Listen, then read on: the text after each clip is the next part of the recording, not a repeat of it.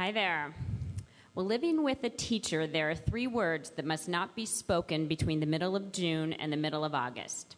Back to school. But that time is upon us, and many of you have kids, family, or friends in the same situation, some looking forward to the start of school and others not so much. So thinking of back to school and that theme reminded me of the Robert Fulghum credo, all I really need to know I learned in kindergarten, which I'll share with you now.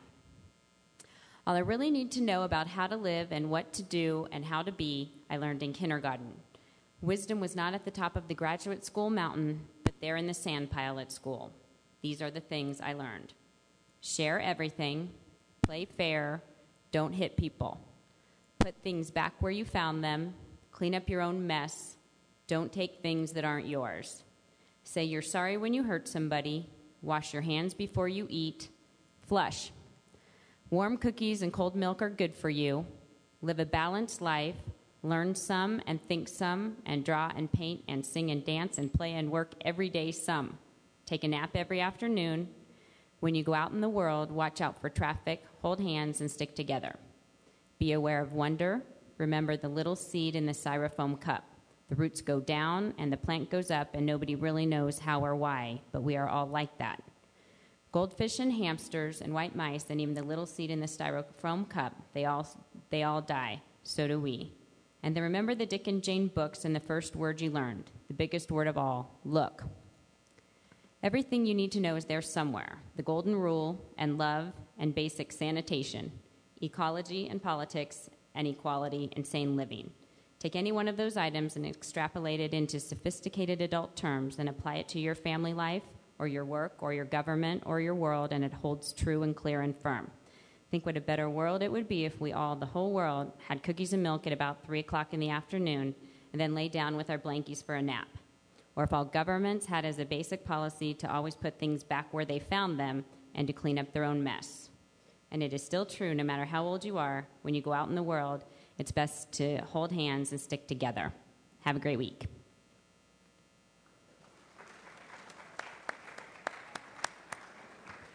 Well, we're now inspired to be a gift to the world. We're ready for lunch. As you can see, Pelham down here, he is ready for another Andre meeting. He is belly up. So let's enjoy lunch. Thank you, President Andre. For those of you who get to speak up here today, please look at Pelham. It's hilarious. I wondered for a minute. Oh, he's moving now. Sorry. We have some wonderful guests today. Jamie Dimmitt is in the house, and she is with Chuck Everell as a guest. She has a new job I want to tell you about. She's at Anschutz and Barbara Davis Diabetes Center, and she is the conference coordinator. She'll do a great job, don't we think? Jamie, stand up. I didn't see Jamie stand up. Jamie, you know the rules. There she is. We have some other great guests. Ed Crabtree brought 3 nice people. Jerry Peters is the city manager for Glendale. Hi, Jerry. Welcome. He also brought Mark Bullock, who is the director of rugby in Glendale. Welcome, Mark. And another guest who we're hoping might be a prospective new member is Lee Archer. He is the owner of New Wave Enviro Company. Welcome, Lee. We're happy to have you.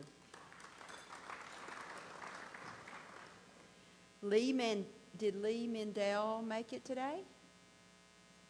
Hi, Lee. We're glad you're here. You're a guest of Jack Green. Stand up and be recognized. And Lee is a retired real estate developer. Welcome. Jimmy Walker has joined us. He's a registered nurse. He is a transferring Rotarian, and we certainly hope he'll consider our club. Let's see. Jimmy, welcome. We have some announcements. Rotary Happy Hour Connect will take place on Tuesday, August the 25th, with the location still being chosen. Thank you, Brian Geis with Centennial Leasing and Sales for hosting the August appetizers. The Corbell Dinner honoring our very own Mr. Rotary, Grant Wilkins, is Tuesday, September the 8th.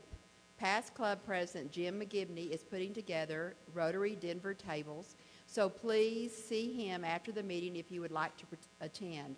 90% of the ticket price is a tax-deductible charitable contribution. Information is also on your table today.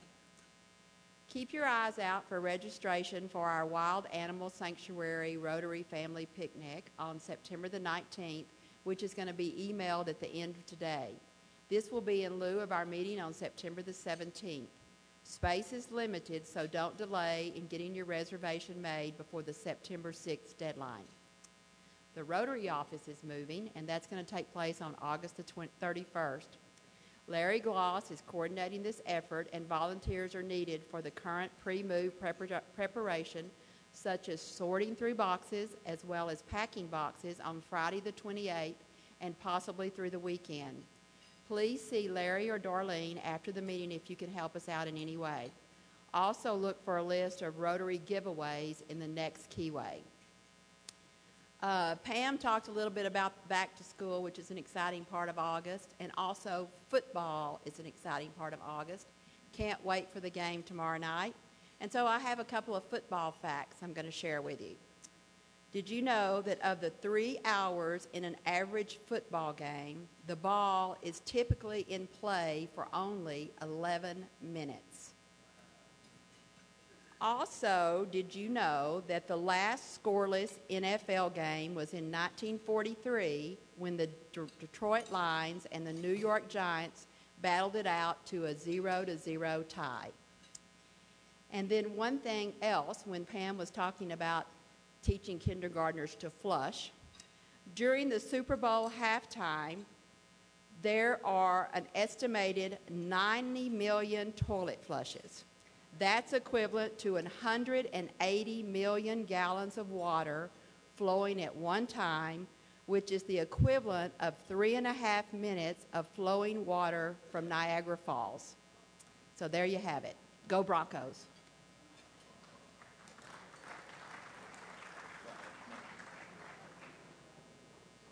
Nicely done, Nancy. Lifeblood of Rotary is the membership. And so today we're going to grow our membership by 2 new members. And we're changing the way that we're introducing the new members. And we're asking the new members to introduce themselves. And to do that, we give them 2 minutes. 2 minutes each to come in and talk about themselves. So now, to introduce our very first member, the man they would love for you to lawyer up, Mr. Rich Harris. Thank you very much, President Andre. This is a privileged and honored moment for me to be able to introduce to you all my very dear friend Mike McPhail, and I'll let him tell you about himself, but suffice to say, our club is certainly better with Mike amongst our ranks.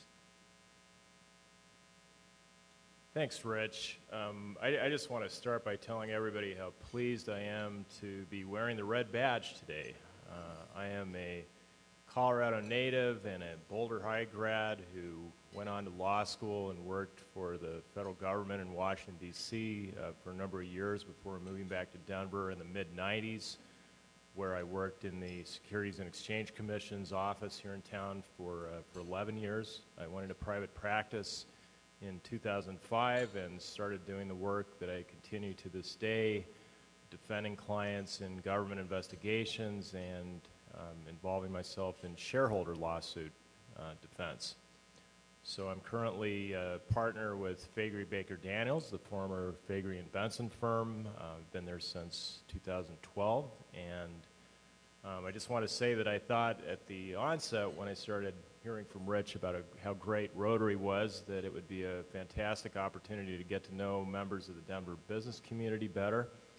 But what I didn't realize until I started coming to these meetings is just how heavily involved the organization is in this community, and to gain some insights into the fantastic charitable works that the organization is involved in. So I am particularly thrilled to have the opportunity to help Rotary in its efforts here in Denver, supporting students and other deserving organizations. So Thanks, Rich, for the introduction. Thanks, Doug and Andre, and just look forward to coming to the meetings and getting involved. Thanks very much. Please don't sit down yet. Wait up here. Okay. And now for the next member introduction, the woman that is going to single-handedly eradicate polio from the world, Peg Johnston. Thank you, and I am so excited to introduce this next person to our Club 31 and President Andre.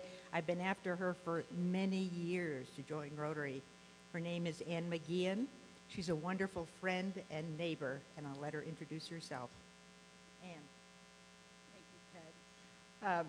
She has been after me for years. When I first moved into my house in December of 1992, by January, Peg was after me to join Rotary. And she's done pretty well in our neighborhood, with Paul Jones having joined recently.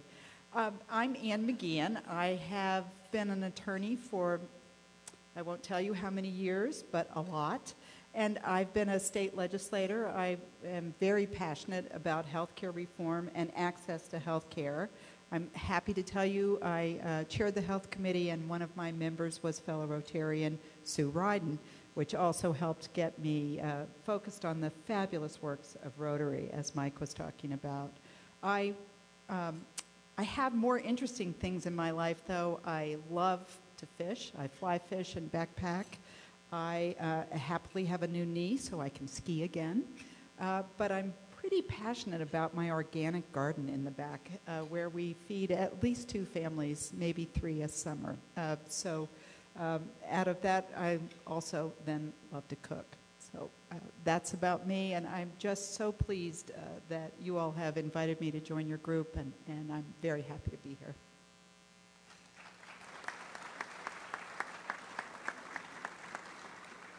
Two terrific new members. And Mike and Ann, I have for you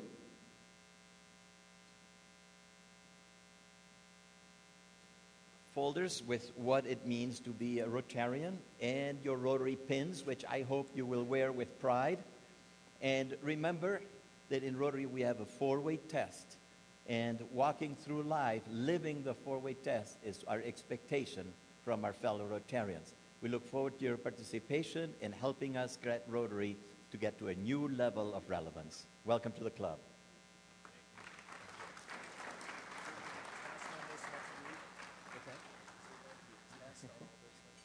He's asking if there is a test next week. Yes, there is a test at the podium next week. So by now, I think some of you might be enjoying a wonderful peach cobbler. The peaches you're enjoying are from our peach sale. So anybody that was involved in the peach committee, can you please stand so we can recognize you and thank you for a tremendous job last week?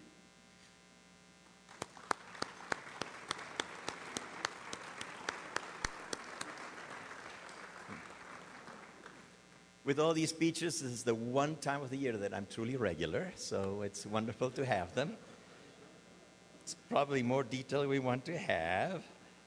And so, you know, there's a terrible accident on I-25, and 3 men died and got to the pearly gates. And St. Peter says, I'm so sorry, guys, but we're undergoing renovation, and there's room for only one of you. So I'm going to let the one with the oldest profession come in. And the doctor says, well, that's me. He says, well, why do you think you have the oldest profession? He says, because God created Eve from one of Adam's ribs, and that was a surgical procedure. And says, sorry, guys, but he's right. Hold it, says the engineer, because first there was chaos, and then God created the universe.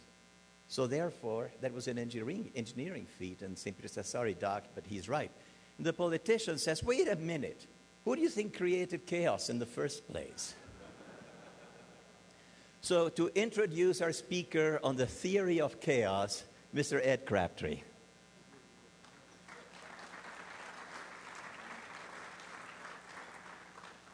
Thank you, Andre. I don't know if anybody's mentioned, but Andre, thank you for your jokes. You bring some real levity to our club. And good afternoon, Rotarians and guests. I hope before you leave today that you'll come meet my friends from Glendale. They think they know what they're doing, but I'm not so sure. So anyway, do meet him. And with that, I regularly tell clients and friends that I office in the Cherry Creek, Glendale area, and I think this is true. The city of Glendale is probably the richest little city in the United States. And you might say, well, why? And I think the answer is the leadership and the vision, particularly of the mayor, who you'll hear from. Certainly Jerry Peters, who's here, the city manager, Mark Bullock, who's in charge of rugby. You may know that Glendale's known as Rugby Town, USA. It has the only freestanding, independent rugby field in the nation. You know about maybe the new restaurants and hotels on the south side of Cherry Creek. Mike will be telling you about the new Glendale 180. And oh, I forgot. You probably heard about Glendale's famous ballet, meeting regularly at Shotgun Willie's. Please welcome Mayor Mike Donovan. Mike.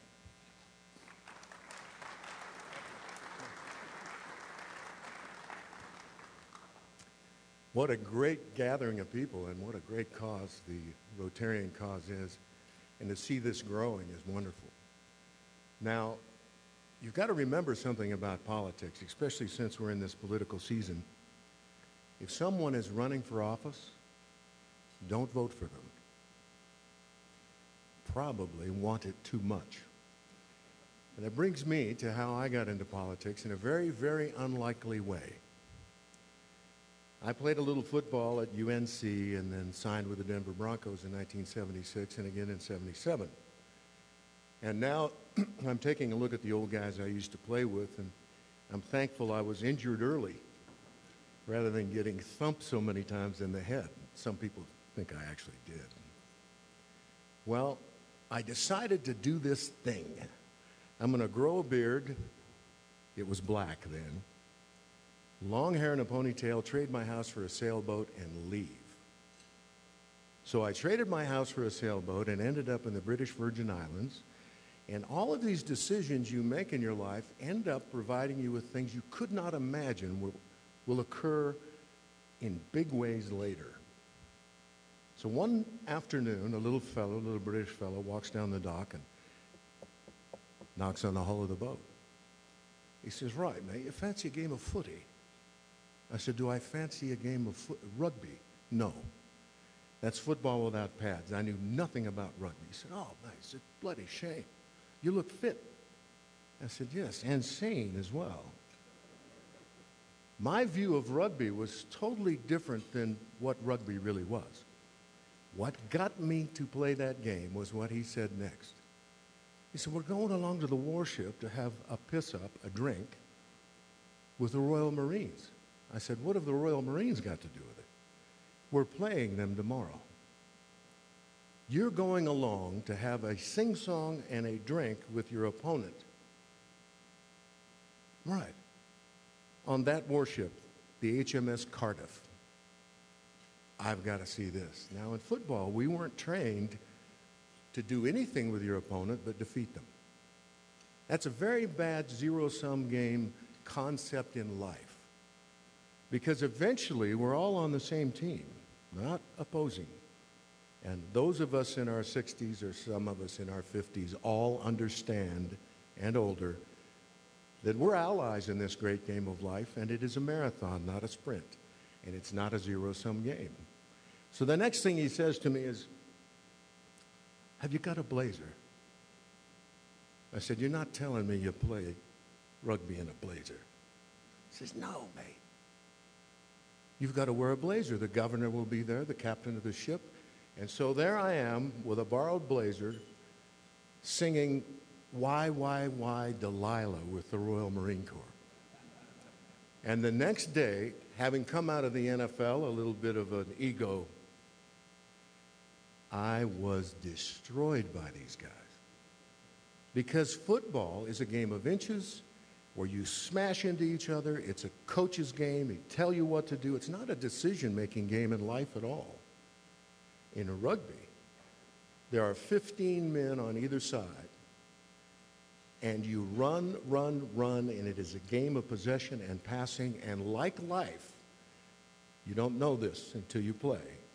There are no forward passes in rugby. Just like life, you have to pass backward to move forward. So I was immediately hooked to this great game. It was the sport I had been looking for. I became an absolute zealot.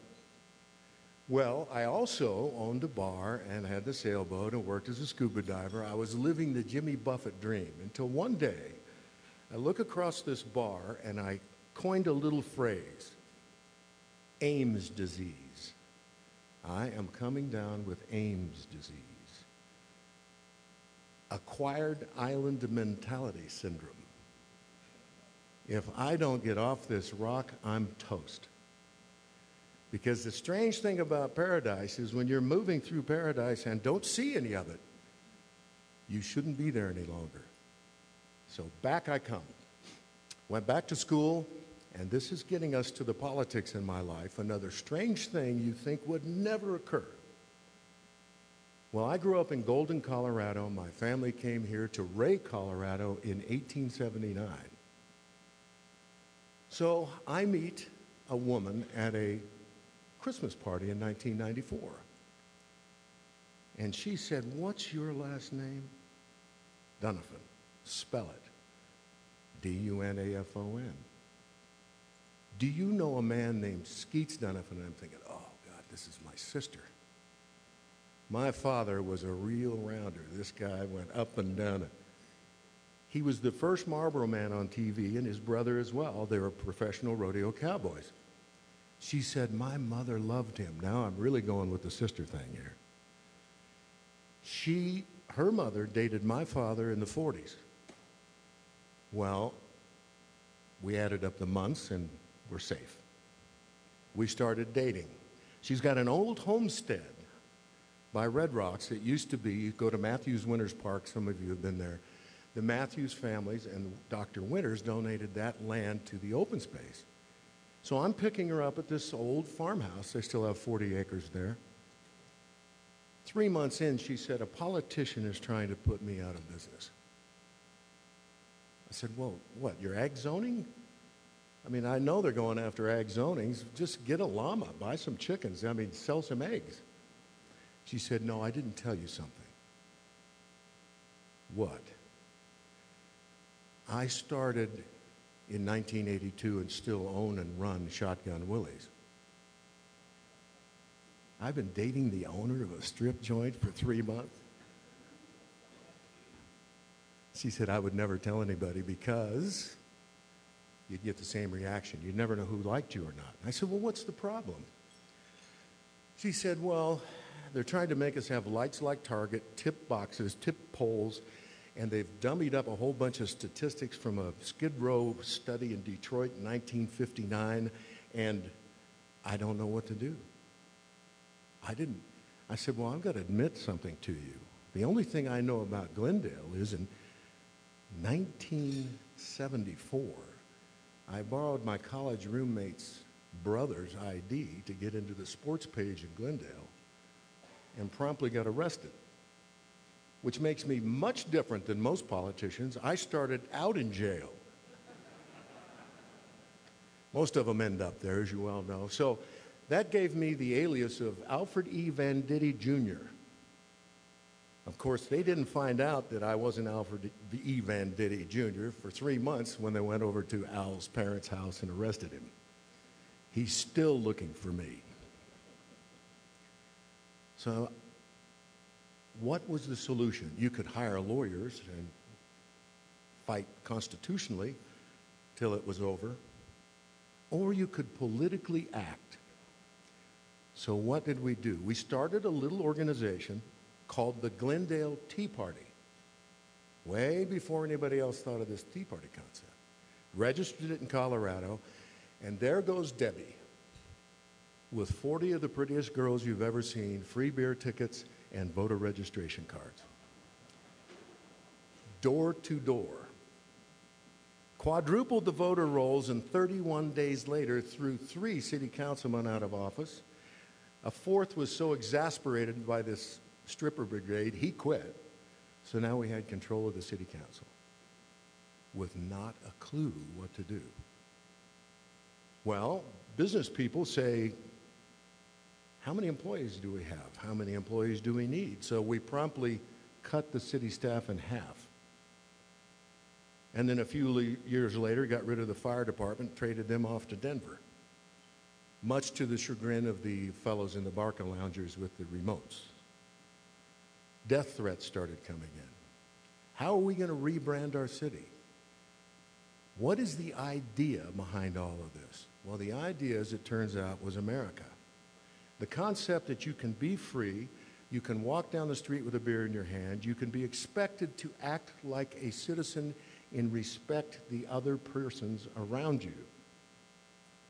That started leading to us taking laws off the books every city council meeting. Another brand we had was the Luxembourg of Liberty, the Vatican of Freedom. During the Hickenlooper debacle about the 30-round magazines, 2 days before that went into effect, we invited Magpul to fly a helicopter into our stadium and give away 30-round magazines. So here you are with 7,000 people at our rugby stadium, Infinity Park. They got in free if they wore a pistol. Now, I grew up in a place where you could put a gun in the back of your truck, it was hunting season, and leave the door unlocked, Golden High School, because you were going hunting. And nobody said a word about it. It boils down to what we become used to. And as it slides away from us, incrementally, we lose sight of what we've had. We get talked out of our freedom. There's a little story about a lady who gets off an airplane, decides to call Uber, standing on the curb. The Uber driver pulls up, hops in, beautiful Uber black. Down the street they go. She sees a shopping center and decides that she'd like to pull over and get some items that she left behind. So she leans forward and taps the Uber driver on the shoulder, and he freaks out. Off the highway, through a fence, into a hedge. She's scattered out in the back of the Uber. She said, "I'm really sorry. I did not mean to upset you like that." He said, "No, it's not your fault. I've only been driving for a week." He said, "You've been driving for a week?" He said, "Well, no, and my own car, an Uber car. You see, for the last 25 years, I've been driving a hearse." We could tap people on the shoulder today that don't know what life used to be like in the United States. They have no clue what they've lost. So the mission of Glendale is to continually drive home the fact that civil liberties are based on private property rights. The fight that I just had with the rug shop people, we were never going to condemn them when we told them that. So all of these things boil down to what a group like this does every week. Service, responsibility, leadership, and above all, liberty. Because centralized authorities are oppressive by nature. They must be. So you bring a group like this together, it's a group that is an unpanishad, to use the Indian term. It's a group of individuals who individually agree to do something as a group. It's not a group. We've got to remember that, and in Glendale, we attempt to do that all the time. I preach this all the time. Now, I know I get the sandbag here, so I have to pay attention to the hook. This brings us to 180. All of this stuff comes up to Glendale. Why did we call it the Riverwalk to begin with? We called it the Riverwalk because we had a 800,000 square foot plan to develop a Riverwalk. And everybody remembers the regional tourism tax application that was put out by the governor's ODIT, Office of Economic Development. Well, it ended up going to the Gaylord. We can see how that's working out. And to a bull riding university in Pueblo. Now, growing up in a rodeo cowboy family, I'll tell you, I told my father when I was 5, Dad, I want to be a bull rider. He said, you know, son, that just requires 2 things. You've got to wear a size 48 suit coat and a size 2 hat. So the concept of a bull riding university is awfully strange. Gaylord has been morphed into a water park of some sort, and it did cause us to focus. We hired Tucker Hart Adams to look at our numbers. She's a brilliant economist. And we went to ODIT and asked them why the regional tourism tax application did not have on their board the director of tourism. Because we went with this concept about how do you reach the tourists in the foreign countries so you are not cannibalizing just across town with your development. So our concept was this. The number 2 sport in the world is rugby. 117 nations play rugby. The British, the English World Cup team just left Glendale to go back to play the World Cup in England after training for almost 3 weeks at high altitude in our stadium. So we asked the top 5 tourist destinations in Colorado, one of which is the dude ranch industry. Excuse me. Now imagine the dude ranch industry is a $180 million enterprise in Colorado. And how do you reach your potential clients, and where are they? Well, we don't really have any money, so we use a website and some print media in their countries. So what's the number 1 destination for the dude ranch industry worldwide? Japan. Turns out the Japanese like to sit around the campfire with a cowboy hat on and sing Western songs and wear chaps and hoop and holler. So we told them, are you aware that there are 2,600 rugby clubs in Japan? The Suntory Liquor Company spends $30 million a year on their rugby club. You just instituted a direct flight from Tokyo to the United States, to Denver. How about if we bring the Japanese rugby teams over here, we play them, and we, because nobody would listen to us, created our own high-def broadcast unit to send out our message to the world. Rugbytown USA is a brand, and we're going to give that brand to the world because Fox Rocky Mountain wouldn't do it. So we went out and got the Fox box, filmed our own rugby game, bought an hour and a half of time on Fox. It got a rating. It was so popular it got a rating, and Fox said, when did we do this? And we said, you didn't. So now we broadcast our own messages worldwide.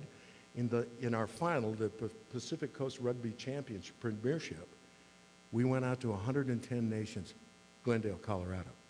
We are more popular worldwide than we are in Colorado. We're more known worldwide. So what a perfect opportunity to take every industry in tourism and sell it to the world. They didn't choose us. So the Glendale Riverwalk had to scale down to 300,000 square feet. And we called it Glendale 180 because we are back to the future. Glendale had 56 liquor licenses when they decided, 2 politicians, to trade the tax base of Glendale off to Denver for their own purposes. They were down to 2, and one of which was the Glendale Ballet, Shotgun Willie's. So through this process, in every step, we have focused on the concept that you can be self-determinant. You may not like the freedom that somebody else has, but if you expect them to support you, you've got to go with the whole package. And if that package includes not treading on other people and having responsibility and respect, there's no reason not to support those people in their freedom. We get these things plucked away from us individually. So I didn't really like what that person was doing anyway. Yeah, but what just happened to them? They just lost their liberty. That's the Niemauer quote. When they came for the Catholics, I wasn't a Catholic. Came for the Jews, I wasn't a Jew. When they came for me, nobody was left. And that's what's happening to us right now in this country. These types of organizations are monumentally important because we can discuss what is happening to our country, especially with the institutional memory that exists in this room. I tell my grandsons, sit down here, I want to tell you a little story. This is how it's supposed to be, but it isn't. Let's go find out why it isn't. And what are we going to do to change it? That's the story of Glendale. And that, I'll stop and open this for questions because I know I've got about 8-9 minutes left. If somebody has some questions, I'd be happy to answer them. Back there. Yes.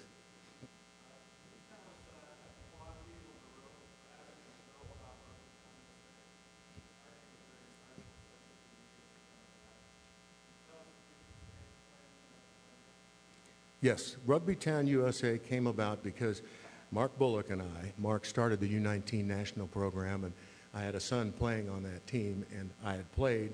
He lost his coach. They needed a manager for the U19 tour.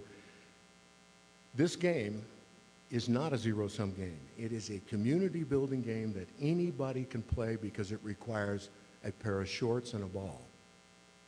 And you will learn to appreciate collaborative competition. You've got to have an opponent or you can't play. 117 nations play it. It is the second or third most watched, the World Cup of Rugby, sporting event in the world. We in America know nothing about it because football took over from rugby very early on.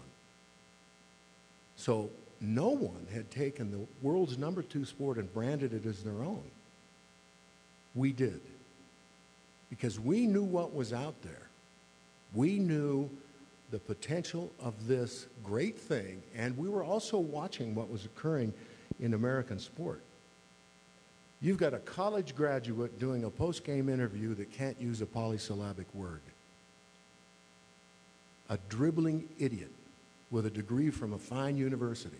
And then when he fails in our country, we blame him, not ourselves. We allow the NCAA to run roughshod over all these programs. Now that's changing. It boils down to the American concept of liberty, personal responsibility, and private property rights. Rugby, the coach sits in the stands. Now, that's the same thing we are forced to do as parents. We do all this coaching, and then we send them off to school, to college, and hope that they'll make the right decision under pressure. And pressure is peer group pressure in this instance. This great game teaches you to make decisions that affect everybody around you and above all yourself. And if you're selfish, like in basketball, you will destroy your team. You can't have a superstar with 15 people on your team. So rugby was chosen because we speak 13 different languages in Glendale. Those 13 languages understand soccer and rugby. And by the way, how did we keep from getting tagged, our stadium? Thousands of yards of beautiful concrete to get tagged. We dragged them in, the gang members, the Crips and the Trey Crips, the Bloods, put them in a room and said, here's the deal. We're going to give you Wi-Fi access at our artificial pitch. We're going to leave the lights on until you finish playing. If you tag us, we're taking your soccer ball and turning the lights off. We're not going to lock up the spray paint. We're going to take your opportunity away from you. You will earn it through respect and responsibility. We have never been tagged. The police department, we were handing out 2,700 speeding tickets or traffic violations a year 9 years ago. Last year, we handed out 345. Do not put people with a gun in a position of profit. Same number of car stops, because there's policing to be done. You got to fix the taillight. You don't need a ticket.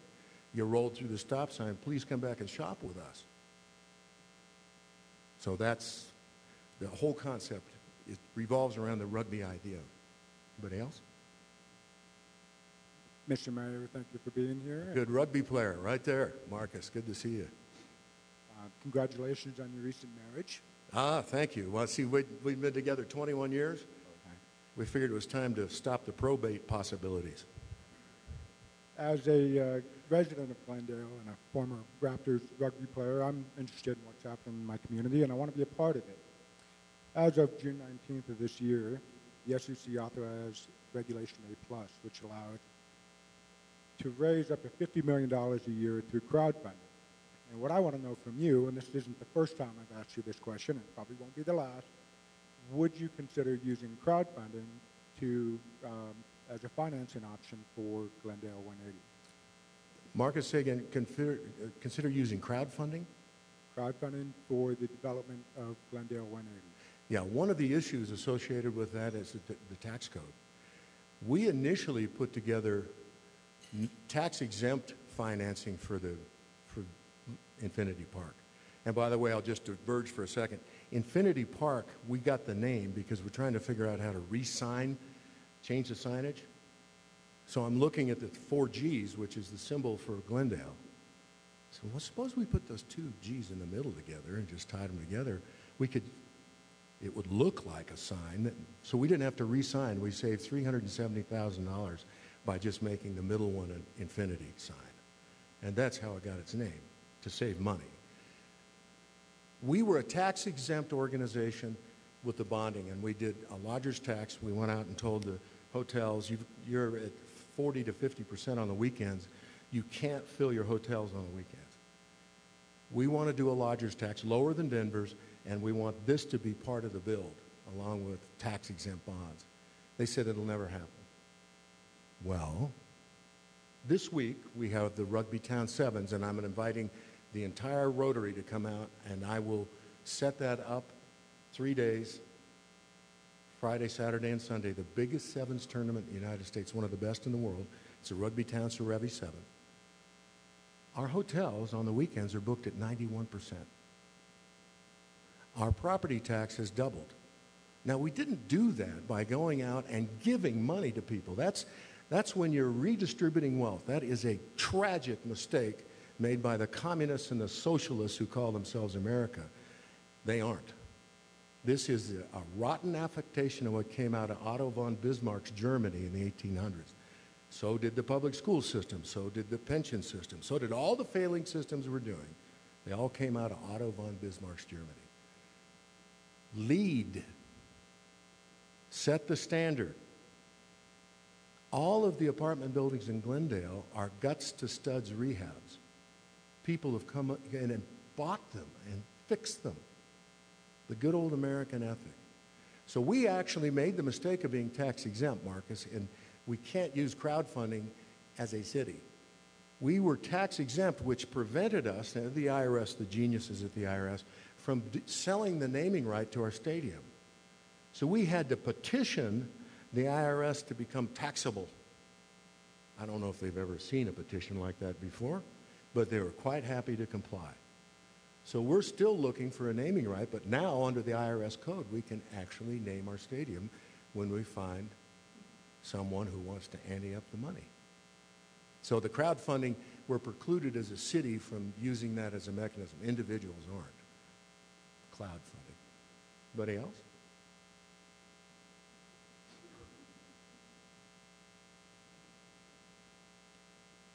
You mentioned the rug shop, and it sounded like you had resolution, but I haven't read anything about that yet. So could you tell us what's going on there? Certainly.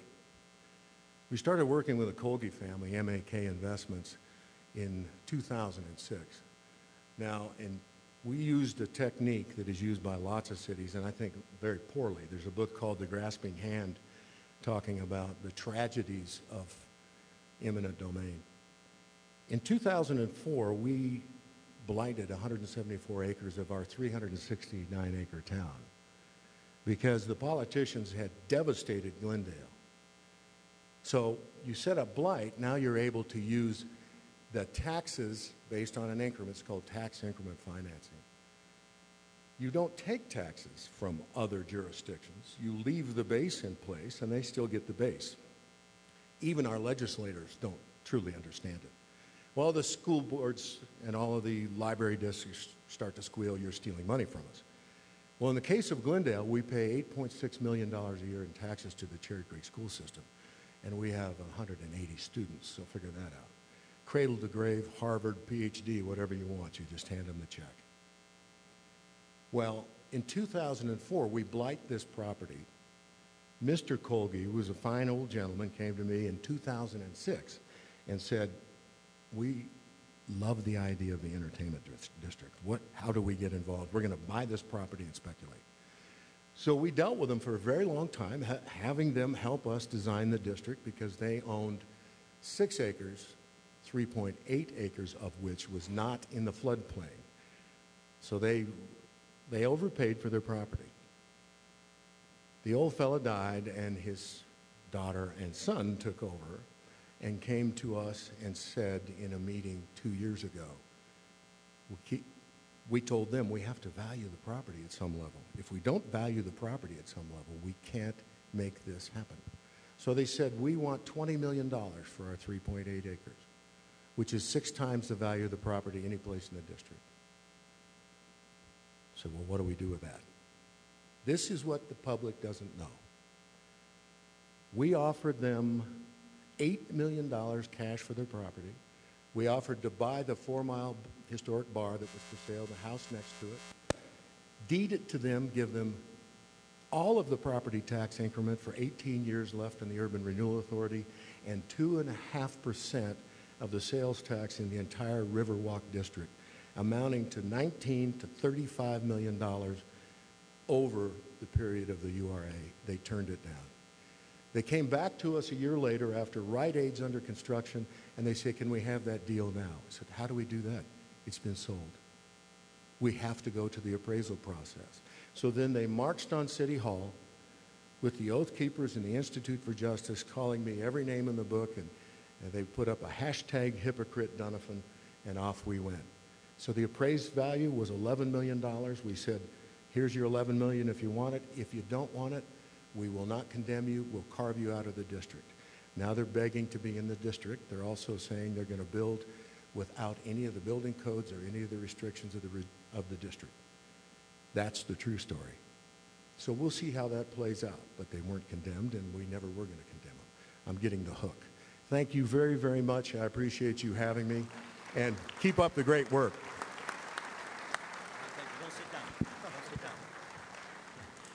Thank you, Mike. Thank you very much. Yeah, and today I have been outed because once upon the time in my life, I have to confess I was a hooker. And in rugby, when the game gets interrupted through a minor infraction and not because the ball went out of bounds, you restart the game through a scrum. And the poor little guy in the middle that probably has no ears left is called the hooker. And all the other brutes are pushing like crazy to try to get the bull hooked backwards, okay?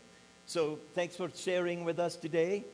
And in recognition for your presentation today, we have made a contribution to the Rotary Foundation to inoculate 50 children against polio. The Bill and Melinda Gates Foundations will match that 2-to-1, so 150 kids will be inoculated against polio. Thanks to you being here today. I really appreciate it. Thank you.